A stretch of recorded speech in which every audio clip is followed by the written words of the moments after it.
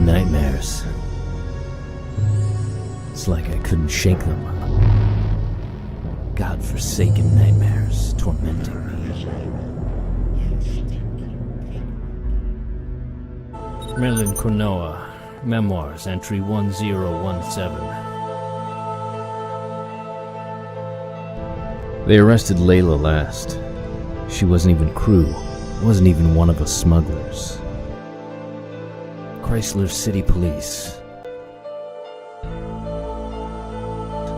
Always doing such a damn fine job.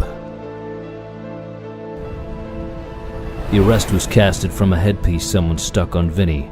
Seems they rigged the whole thing so all the cast stations carried it live. I managed to escape with the ship.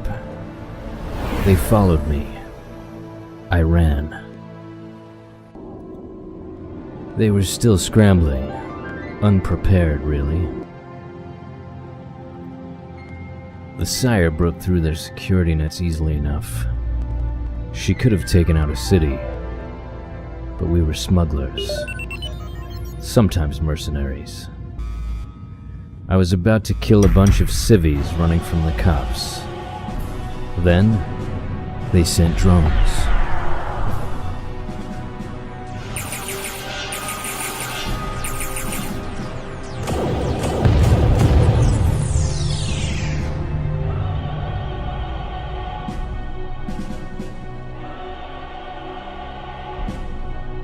I fought my way out of the Chrysler system by hook and crook, blasted into hyperspace solo for the first time in my life.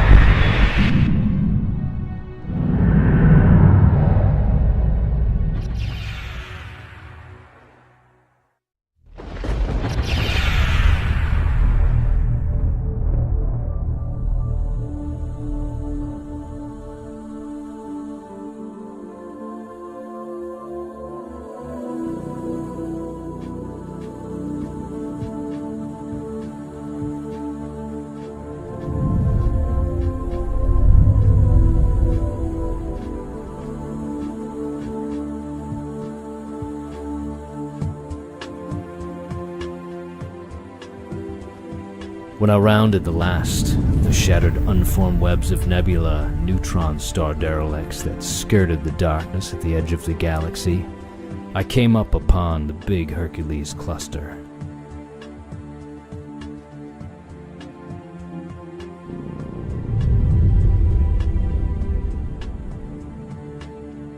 I could see the final void of intergalactic space just past the Echo City mines and the alloy camps of Flegra Station, into that labyrinth of red and black smelters and dark skeletal forms looming against the void I shot. The cast then were nearly silent but for a maddening background of static and wailing signals like the ghosts of the predecessors warning doom. Empty casts. I knew what that would mean. Raiders and marauders taking out the cast relays with neutron cannon. Corpses and busted shields, empty silver starships drifting in the charcoal wastes, in the cold and radiation. I booted some stim, but my chemical plant was low. I had been manufacturing life support for a long while without reconditioning. The station was near. I wasn't gonna sweat it until the air got bad. If I still had light years, then I'd worry. I ported and locked it down in the mechanics bay, registered and slept in my cabin when the stim faded. A few days later when I awoke, my life support had been scrubbed, and the ship's air was sweet as an alpine meadow on a big Alp O'Neill station. I drifted down the alleys of the station over to Bongo Joe's down the hatch for a few drinks and news of the marauders. The most interesting thing was that day was the condition of one of the pilots. He was sledgehammer drunk and hot-wired to the neurons.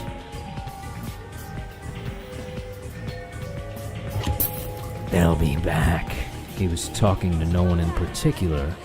Wacko pinhead drunks in every bar from the Tarantula Nebula to the big streak run. What's that? Nothing. Nothing at all.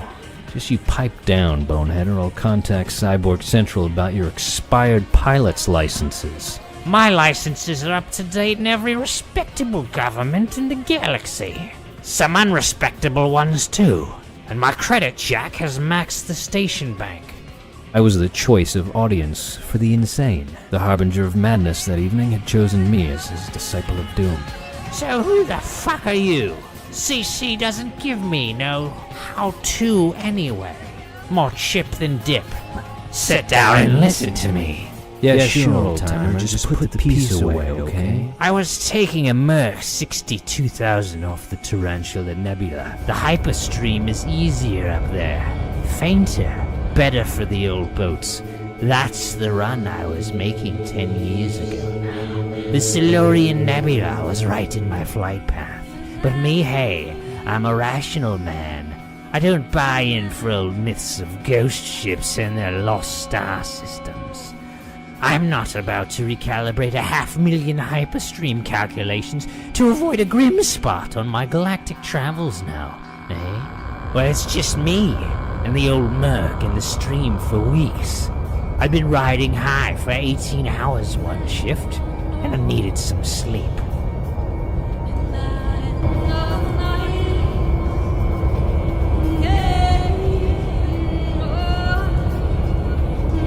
I pulled down to a minimum and set the autopilot on deep scan.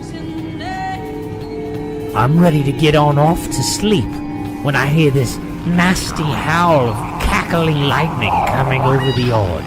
Well, it sounds like the devil, and damned if it wasn't. He stopped talking. He's staring, thinking. So I waited. The damn thing was crawling around my normal space bubble. On the hyper side of the bubble. Riding my freaking bubble, man. Riding the fractals, just like that. Sure, old-timer, I hear stuff like this all the time in the taverns between the stars. Hyper bogies, they call them. I'm sure you saw it. I ain't finished. It talked to me. He pointed the disser, oblivious to its threatening me. I looked down the muzzle at an uncomfortable sudden death. He might as well have been waving a cigarette. Ain't no frickin' hyper bogey, I'm telling you. It talked to me. Changed faces. It looked like a gargoyle, but it could change form. Shape-shifting. It had a face like a demon made of lightning, hair made of gold and hyperfire. It spoke in Cyborgian Central Standard English. It called us pig monkeys. You stinking pig monkey.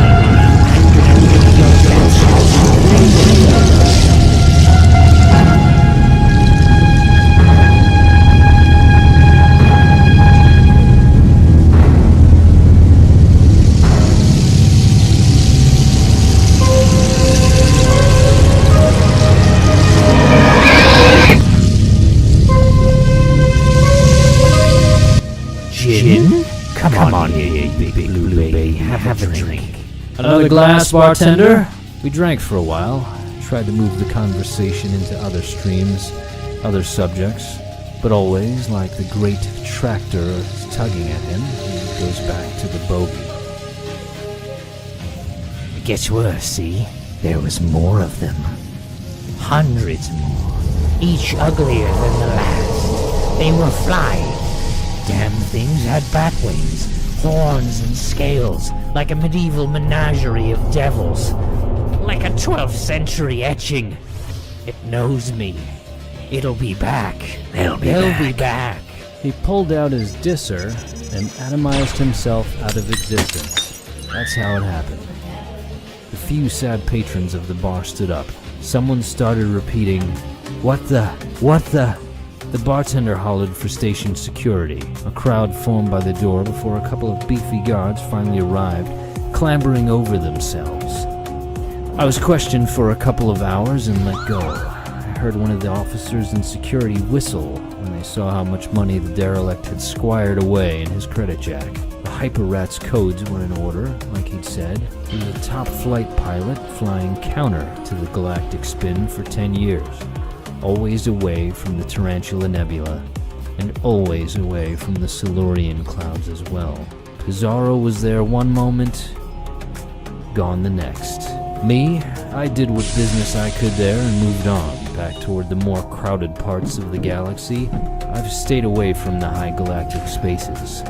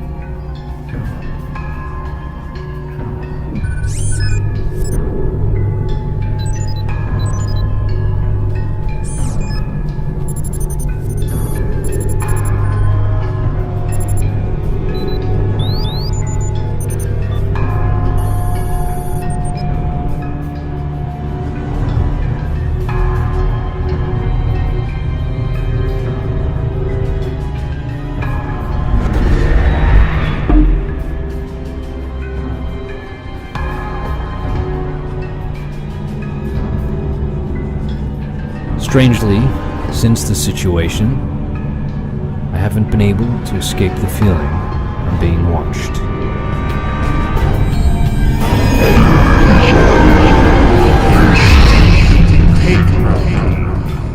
I didn't recognize his accent from anywhere. After a while, pilots kind of lose touch with their roots and become, well, just themselves. Too convoluted by time and various perspectives of experience to really fit in anywhere but the stations. That disser he's waving looks pretty well charged too. Yeah, sure, old timer, just put that piece away, okay? There are all the bright UV sources, the OB stars, sub-millimeter emissions from the cooler dust, you know?